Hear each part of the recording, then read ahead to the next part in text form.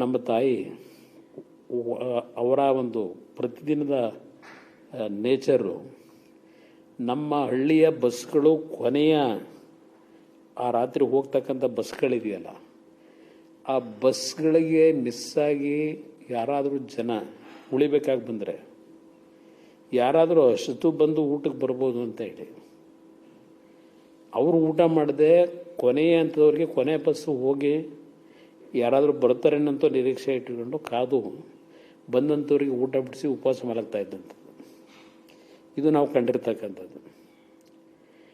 ನಮ್ಮ ಕುಟುಂಬದಲ್ಲಿ ಒಂದು ದುಃಖಕರವಾದ ಸಂಗತಿ ನಡೆದಂಥದ್ದು ನಮ್ಮ ತಾಯಿಯ ಮೇಲೆ ಆಸಿಡ್ ಪ್ರಕರಣ. ಬಹುಶಃ ಆಗ ನಮ್ಮ ತಂದೆ ಭಾಳ ಡಿಪ್ರೆಸ್ಗೊಳಗಾಗಿದ್ದರು. ಬಹುಶಃ ನಮ್ಮ ತಾಯಿ ದೇವರ ಮೇಲೆ ಅವರಿಗೆ ತುಂಬ ನಂಬಿಕೆ ಇಟ್ಟಿರೋರು. ರಾಜರಾಜೇಶ್ವರಿ ತಾಯಿಯ ಪ್ರತಿ ಶುಕ್ರವಾರ ದೇವಸ್ಥಾನಕ್ಕೆ ಹೋಗ್ತಾ ಇದ್ದಂಥವ್ರು. ಆ ಸಂದರ್ಭದಲ್ಲಿ ದೇವೇಗೌಡರು ಬಂಗಾರದ ಮನುಷ್ಯ ಸಿನಿಮಾ ನಮ್ಮ ತಂದೆ ತಾಯಿ ಇಬ್ಬರು ಒಟ್ಟಿಗೆ ಹೋಗಿ ಪಿಕ್ಚರ್ ನೋಡಿದಂಥ ಒಂದು ಘಟನೆ ಕಂಡು ಇವತ್ತು ನನಗೆ ನೆನಪಿನಲ್ಲಿ ಇರ್ತಕ್ಕಂಥದ್ದು. ಇವರಿಬ್ಬರ ಒಂದು ಜೋಡಿ 71 ವರ್ಷ ಯಾವ ರೀತಿ ಕಳೆದಿದ್ದಾರೆ ಅನ್ನೋದೇ ನಾವು ಯಾರೂ ಊಹೆ ಮಾಡೋಕ್ಕಾಗಲ್ಲ. ಒಂದು ದಿನ ಯಾವುದೇ ಸಂಘರ್ಷಗಳಿಲ್ಲ. ಇವರು ಏನು ತೀರ್ಮಾನ ಮಾಡಿದ್ರು ಆ ತೀರ್ಮಾನಕ್ಕೆ ನಮ್ಮ ತಂದೆಯವ್ರ ಪರವಾಗಿ ನಿಲ್ಲೋರು, ಅವರೇನು ತೀರ್ಮಾನ ಮಾಡಿದ್ರು ನಮ್ಮ ತಂದೆಯವ್ರು ಅವ್ರ ಪರವಾಗಿ ನಿಲ್ಲೋರು. ಅವರಿಬ್ಬರಲ್ಲೂ ನಡ್ಕೊಂಬಂದಂಥ ಪರಸ್ಪರ ಆ ಒಂದು ಪ್ರೀತಿ ವಿಶ್ವಾಸ ಇದೆಯಲ್ಲ, ಇವತ್ತು ನಾವು ನೋಡ್ತೀವಿ ಯಾವ ರೀತಿ ನಡೀತಾ ಇದೆ. ಬಟ್ ಇವರಿಬ್ಬರು ಭಾಳ ಮಾದರಿಯಾಗಿದ್ದಂಥ ದಂಪತಿಗಳು ಅನ್ನೋದು ನನ್ನ ಅಭಿಪ್ರಾಯ. ನಮ್ಮ ರಾಜ್ಯದಲ್ಲಿ ಇಂಥ ಮಾದರಿ ದಂಪತಿಗಳನ್ನು ನಾವೆಲ್ಲೂ ನೋಡೋಕ್ಕಾಗಲ್ಲ, ನೋಡ್ಲಿಕ್ಕೆ ಸಾಧ್ಯವೇ ಇಲ್ಲ. ರಾಜಕಾರಣ ಕುಟುಂಬದಲ್ಲಿ ಬಂದಿದ್ದರು. ನಮ್ಮ ತಾಯಿಗೆ ಅಂಥ ಒಂದು ಆಸಿಡ್ನ ಒಂದು ಘಟನೆ ನಡೆದಿದ್ದರು. ಅವ್ರನ್ನ ನಮ್ಮ ತಂದೆಯವರು ಎಲ್ಲೂ ಸಹ ಒಂದು ದಿನ ಅವ್ರ ಮನಸ್ಸಿಗೆ ನೋವಾಗಲಿಕ್ಕೆ ಅವಕಾಶ ಕೊಟ್ಟಿಲ್ಲ. ಈ ಕ್ಷಣದವರೆಗೆ ನಮ್ಮ ತಂದೆಯವರು ಇನ್ನೂ ರಾಜಕಾರಣಕ್ಕೆ ಬರೋದಕ್ಕಿಂತ ಮುಂಚೆ ಕುಟುಂಬದ ನಿರ್ವಹಣೆಗೆ ಅವ್ರ ಇಂಜಿನಿಯರು ಗುತ್ತಿಗೆದಾರರಾಗಿ ಕೆಲಸ ಮಾಡಬೇಕಾದ್ರೆ ಅವ್ರ ಹತ್ರ ಹಣ ಇಲ್ಲ. ಸುಮ್ಮನೆ ಅವರ ಹಿಂದೆ ಇದ್ದಂಥ ಹಿಂಬಾಲಕನ ಕೈನಲ್ಲಿ ನಮ್ಮ ತಾಯಿಗೆ ಅವ್ರ ಹತ್ರ ಇದ್ದಂಥ ಒಡವೆಗಳನ್ನು ಕಳಿಸ್ಕೊಡ್ಲಿಕ್ಕೆ ಹೇಳಿ ಕಳಿಸ್ತಾರೆ. ಅವರ ಕಿವಿಲಿದ್ದಂಥ ಓಲೆ ತಾಳಿ ಒಂದು ಬಿಟ್ಟು ಇನ್ನುಳಿದು ಎಲ್ಲ ಒಡವೆನ ಕಳಿಸ್ತಾರೆ. ಅದರಿಂದ ಅವರ ಜೀವನ ಪ್ರಾರಂಭ ಮಾಡ್ತಾರೆ ನಮ್ಮ ತಂದೆಯವರು ಆ ಗುತ್ತಿಗೆದಾರರಾಗಿ. ನಂತರ ನಮ್ಮ ತಾಯಿಯವರು ಹೇಳ್ತಾರೆ, ಒಂದು ಸಲ ಅದನ್ನು ಮತ್ತೆ ಒಡವೆ ವಾಪಸ್ ಕೊಡ್ಲಿಕ್ಕೆ ಹೋದಾಗ, ನೀವು ಎಲ್ಲಿಯವರೆಗೆ ಸ್ವಂತ ಶಕ್ತಿ ಮೇಲೆ ಹಣ ಗಳಿಕೆ ಮಾಡಿ ಮತ್ತೆ ಪುನಃ ನನ್ನಿಂದ ಒಡವೆ ಕೇಳಲ್ಲ ಅಂತಕ್ಕಂಥ ಒಂದು ಶಕ್ತಿ ನೀವು ಬೆಳೆಸ್ಕೊಂಡಾಗ ಆಗ ನೀವು ಒಡವೆ ನನಗೆ ವಾಪಸ್ ಕೊಡಿ, ಅಲ್ಲಿವರೆಗೆ ಅದು ನಿಮ್ಮ ಹತ್ರನೇ ಇರಲಿ ಅಂತ ಹೇಳಿ ಅವರು ಆ ಒಡವೆಗಳನ್ನು ತೆಗೆದುಕೊಳ್ಳದೇ ಇದ್ದಂಥದ್ದು ಇವತ್ತು ಆಸೆ ನಮ್ಮ ಮುಂದೆ ಇದೆ. ಈ ಥರ ನಡ್ಕೊಂಡ್ಬಂದಿದ್ದಾರೆ. 71 ವರ್ಷ ನೀವು ಹೇಳಿದಾಗ ಅವ್ರಿಗೆ 93 ವರ್ಷ, ಇವ್ರಿಗೆ 89 ವರ್ಷ. ಬಹುಶಃ ನಮ್ಮ ರಾಜ್ಯದಲ್ಲಿ ಒಂದು ವಿಶೇಷ ಅವರಿಬ್ಬರ ಒಂದು ಬದುಕು. ಬಹುಶಃ ಇನ್ನೂ ಅವ್ರು ನಮ್ಮ ತಾಯಿಗೆ ಆ್ಯಸಿಡ್ ಪ್ರಕರಣ ಆಗದೆ ಹೋಗಿದ್ರು. ಬಹುಶಃ ಶತಾಯುಷಿಗಳಾಗಿರೋರು. ಆ್ಯಸಿಡ್ ಪ್ರಕರಣದಿಂದ ಸ್ವಲ್ಪ ಅವ್ರ ದೇಹದ ಮೇಲೆ ಸ್ವಲ್ಪ ಎಫೆಕ್ಟ್ ಆಯಿತು. 2001ರ ಘಟನೆ ಅದು. ಹರದನಹಳ್ಳಿ ದೇವಸ್ಥಾನಕ್ಕೆ ಹೋದಾಗ ಸಂಬಂಧಿಕರ ಪೈಕಿನೇ ಬಂದು ಆಸಿಡ್ ಹಾಕಿ ಹೋಗ್ಬಿಡ್ತಾನೆ. ಚೆನ್ನಮ್ಮನವ್ರು ಭಾಳ ಒದ್ದಾಡಿ ಚೇತರಿಸಿಕೊಂಡ್ರು. ಕುಮಾರಸ್ವಾಮಿ ಅವರ ಘಟನೆ ಹೇಳ್ತಿದ್ರಲ್ಲ, ದೇವೇಗೌಡರು ಉಪಜೀವನಕ್ಕಾಗಿ ಕಾಂಟ್ರಾಕ್ಟರ್ ಆಗಿದ್ದಾಗ ದುಡ್ಡಿನ ಅಡಚಣೆ ಬಂದು ಹೆಂಡತಿ ಹತ್ರ ಒಡವೆ ಕೇಳಿ, ಒಡವೆ ಕೊಟ್ಟಿದ್ದಲ್ಲದೆ ಯಾವಾಗ ನಿಮ್ಮ ಕೈಯಲ್ಲಿ ನನ್ನ ವ್ಯವಹಾರ ನಾನು ಮಾಡಬಲ್ಲೆ ಅನ್ನುವಷ್ಟು ದುಡ್ಡು ಉಳಿಯುತ್ತೋ ಆವಾಗ ಈ ಒಡವೆ ಬಿಡಿಸ್ಕೊಡಿ ಅಂತ ಹೇಳಿದ್ದು ಅಂತ. ಇಂಥ ಘಟನೆಗಳು ಎಷ್ಟು ನಡೆದಿರ್ಬೋದು ಇಂಥ ಘಟನೆಗಳು. ಮೊನ್ನೆ ಒಬ್ಬ ಹಿರಿಯ ರಾಜಕಾರಣಿ ಊಟಕ್ಕೆ ಕರೆದಿದ್ರು. ಅವ್ರ ಮನೆಗೆ ಹೋಗಿದ್ದೆ ನಾನು. ಅಲ್ಲೇ ನಮ್ಮ ಮನೆ ಹತ್ರ ಮನೆ, ಭಾಳ ದಿವಸದಿಂದ ಕರೀತಾ ಇದ್ರು, ಆಗಿರಲಿಲ್ಲ. ಮೊನ್ನೆ ಹೋಗಿದ್ದೆ. ಅನುಕೂಲವಾಗಿದ್ದಾರೆ ಈಗ. ಆದರೆ ಫಸ್ಟ್ ಜನರೇಷನ್ ದೊಡ್ಡ ಮನುಷ್ಯ ಅವರು.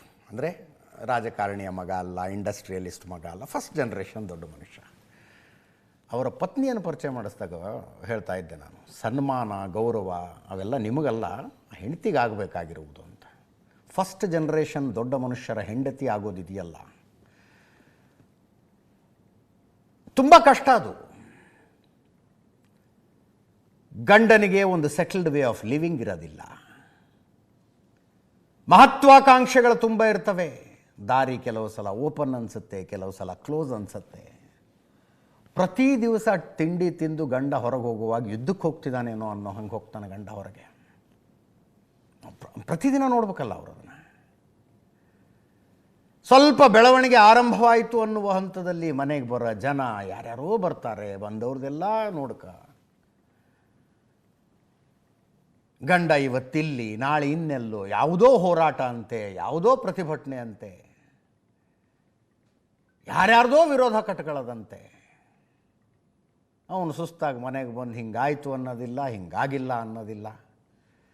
ಇವರು ಪೇಪರ್ನಲ್ಲಿ ಓದಿನೋ ಅವ್ರಿವ್ರ ಹತ್ರ ಕೇಳ್ಕೊಂಡು ಆತಂಕದಲ್ಲೂ ಹಾಗೆಲ್ಲ ಜೀವನ. ಈಗ ಚೆನ್ನಮ್ಮನವ್ರನ್ನ ನೋಡಿದಾಗ ಅಷ್ಟು ದೊಡ್ಡ ಬಂಗಲೆಯಲ್ಲಿ ಆರಾಮಿಲ್ಲ ಅಂದರೆ ಮನೆಗೆ ಡಾಕ್ಟರ್ಸ್ ಬರ್ತಾರೆ, ICUನೂ ರೂಮ್ನಲ್ಲೇ ಮಾಡಿಬಿಟ್ಟಿದ್ರಂತೆ. ಈಗಿಂದದು ಆರಂಭಿಕ ಜೀವನ ಇರ್ತಾವಲ್ಲ. ಸೆಕೆಂಡ್ ಜನರೇಷನ್ ದೊಡ್ಡ ಮನುಷ್ಯರಿಗೆ, ಥರ್ಡ್ ಜನರೇಷನ್ ದೊಡ್ಡ ಮನುಷ್ಯರಿಗೆ ಹಂಗಾಗೋದಿಲ್ಲ. ಚೆನ್ನಮ್ಮನವರು ಅನುಭವಿಸಿದ್ದು ಅವರ ಸೊಸೆಯಂದರು ಅನುಭವಿಸೋದಿಲ್ಲ, ಅವರ ಸೊಸೆಯಂದರು ಅನುಭವಿಸಿದ್ದು ಅವರ ಸೊಸೆಯಂದರು ನಿಖಿಲ್ ಕುಮಾರಸ್ವಾಮಿ ಹೆಂಡತಿಯ ಹಂಗೆ ಅನುಭವಿಸಿರೋದಿಲ್ಲ. ಅದೊಂದು ಜೀವನವೇ ಬೇರೆ, ಜೀವನ ಅನುಭವವೇ ಬೇರೆ. ಅಂಥ ಇನ್ಸಿಡೆಂಟ್ಗಳ ಬುತ್ತಿ ಅದು ಎಷ್ಟಿತ್ತು ಅವ್ರ ಹತ್ರ. ತುಂಬ ವರ್ಷಗಳ ಹಿಂದೆ ನಾನು ದೇವೇಗೌಡರ ಮನೆಗೆ ಹೋದಾಗ ಸಾಮಾನ್ಯವಾಗಿ ಅವ್ರು ರೂಮಿಗೆ ಕರೆದು ಮಾತಾಡಿಸ್ತಾ ಇದ್ರು. ದೇವೇಗೌಡರು ಏನೋ ಡಾಕ್ಯುಮೆಂಟ್ ನೋಡ್ತಾ ಕೂತ್ಕೊಂಡಿದ್ರು. ಕಿವಿ ಸರಿ ಅಷ್ಟು ಜೋರು ಕೇಳಿಸೋದಿಲ್ಲ, ಹತ್ತಿರ ಹೋಗಿ ಸ್ವಲ್ಪ ಜೋರಾಗಿ ಮಾತಾಡ್ಬೇಕು ಅವ್ರ ಹತ್ರ. ನಾನು ಮಾತಾಡ್ತಾ ಇದ್ದೆ. ಚೆನ್ನಮ್ಮನವರು ಬಾಲ್ಕನಿಯಲ್ಲಿ ಒಂದು ಕಾಟನ್ ಸೀರೆ ಹಾಕಿ, ಸೀರೆ ಮೇಲೆ ತೊಗರಿಬೇಳೆ ಒಣಗಿಸ್ತಾ ಇದ್ರು. Ever lasting memory of her in my mind. ಅದು ನಮ್ಮ ಕಡೆ ಎಲ್ಲ ಮಾಡ್ತಾರಲ್ಲ ಬಾಲ್ಕನಿಲಿ, ಹಂಗೆ ಮಾಡ್ತಾಯಿದ್ರು. ಮಾಡ್ತಾ ಎದ್ದು ಒಳಗೆ ಹೋಗ್ತಾ ಊಟ ಮಾಡ್ಕೊಂಡು ಹೋಗಿ ಅಂದರು. ಊಟ ಮಾಡ್ಕೊಂಡು ಹೋಗಿ. ನನ್ನ ತಲೆಯಲ್ಲಿ ಅಚ್ಚೊತ್ತಿದಂತೆ ಉಳಿದಿರುವ ಚೆನ್ನಮ್ಮನವರ ನೆನಪು ಅಂದ್ರೆ ಅದೇ. ತೊಗರಿಬೇಳೆ ಒಣಗ್ತಾಯಿದ್ರು, ಮಾಜಿ ಪ್ರಧಾನಿಯ ಹೆಂಡತಿ ಅಂತ. ದೇವೇಗೌಡರು ಈ ಕಡೆ ಒಂದು ರಾಶಿ ಫೈಲು, ಈ ಕಡೆ ಒಂದು ರಾಶಿ ಫೈಲ್ ಇಟ್ಕೊಂಡು ಕುರ್ಚಿ ಮೇಲೆ ಕೂತ್ಕೊಂಡಿದ್ರು. ಫೈಲು ಓದುವುದಕ್ಕೆ ಅನುಕೂಲವಾಗಲಿ ಅಂತಲೇ ಡಿಸೈನ್ ಮಾಡಿಸಿದ್ದ ಕುರ್ಚಿ ಅದು, ಟೇಬಲ್ ಕಮ್ ಚೇರ್ ಥರ ಇತ್ತು. ನಾವು ದೇವೇಗೌಡರನ್ನ ಇವತ್ತು ಹಂಗೆ ನೋಡ್ತಾ ಇದ್ದೀವಿ. ನಾವು ಅಂದರೆ ಕಣ್ಣಾರೆ ನೋಡಿದಾಗ ಅವ್ರು ಹಂಗೆ ಕುಂತ್ಕೊಂಡಿದ್ರಪ್ಪ. ಚೆನ್ನಮ್ಮನವರು ಹೆಚ್ಚು ಕಡಿಮೆ 70-72 ವರ್ಷ ಹಂಗೆ ನೋಡಿದಾರಲ್ಲ ಅವ್ರನ್ನ. 70-72 ವರ್ಷ ಹಂಗೆ ನೋಡಿರ್ತಾರೆ ಅವರು. ಅವರಾಯಿತು, ಅವರ ಕೆಲಸ ಆಯಿತು, ಅವರ ರಾಜಕೀಯ ಸಂಘರ್ಷ ಆಯಿತು. ದೊಡ್ಡ ಮನುಷ್ಯರಿಗೆ ಭಯಂಕರ ಮೂಡ್ ಸ್ವಿಂಗ್ಸ್ ಇರ್ತವೆ. ಈಗಿದ್ದಂಗೆ ಇನ್ನೊಂದು ಕ್ಷಣ ಇರೋದಿಲ್ಲ. ಅದೆಲ್ಲವನ್ನೂ ಭರಿಸಿಕೊಂಡು ದೇವೇಗೌಡರ ಸಾಧನೆಗೆ ದೇವೇಗೌಡರನ್ನು ಗೌರವಿಸಬೇಕು. ಒಂದು ಗುಲಗಂಜಿ ತೂಕವು ಕಡಿಮೆ ಇಲ್ಲದಂತೆ ಚೆನ್ನಮ್ಮನವ್ರನ್ನ ಗೌರವಿಸಬೇಕು. ಸುಮ್ಮನೆ ಆಗೋದಿಲ್ಲ ಅವೆಲ್ಲ ಸಾಧನೆ. ಫಸ್ಟ್ ಜನರೇಷನ್ ದೊಡ್ಡ ಮನುಷ್ಯರ ಕಥೆ ಹೇಳೋದು ನಾನು. ಆಮೇಲೆ ಬಂದವ್ರಿಗೆ ಸ್ವಲ್ಪ ಸುಲಭ ಆಗ್ತಾ ಹೋಗುತ್ತೆ. ಅವ್ರ ಮಕ್ಕಳಿಗೆ, ಅವರ ಮೊಮ್ಮಕ್ಕಳಿಗೆ ಬಂದವ್ರಿಗೆ ಸುಲಭ ಆಗ್ತಾ ಹೋಗುತ್ತೆ. ವೀಕೆಂಡ್ ವಿತ್ ರಮೇಶ್ ಕಾರ್ಯಕ್ರಮದಲ್ಲಿ ಚೆನ್ನಮ್ಮ ಅವ್ರು ಮಾತಾಡಿದರು. ದೇವೇಗೌಡರಿಗೆ ಮನಸ್ಸಿಗೆ ತುಂಬ ಖುಷಿಯಾದಾಗ ಅವ್ರದ್ದೊಂದು ಸ್ಮೈಲ್ ಬರುತ್ತೆ. ಟಿಪಿಕಲ್ ದೇವೇಗೌಡ ಸ್ಮೈಲ್ ಅದು ಬಂದಿತ್ತು.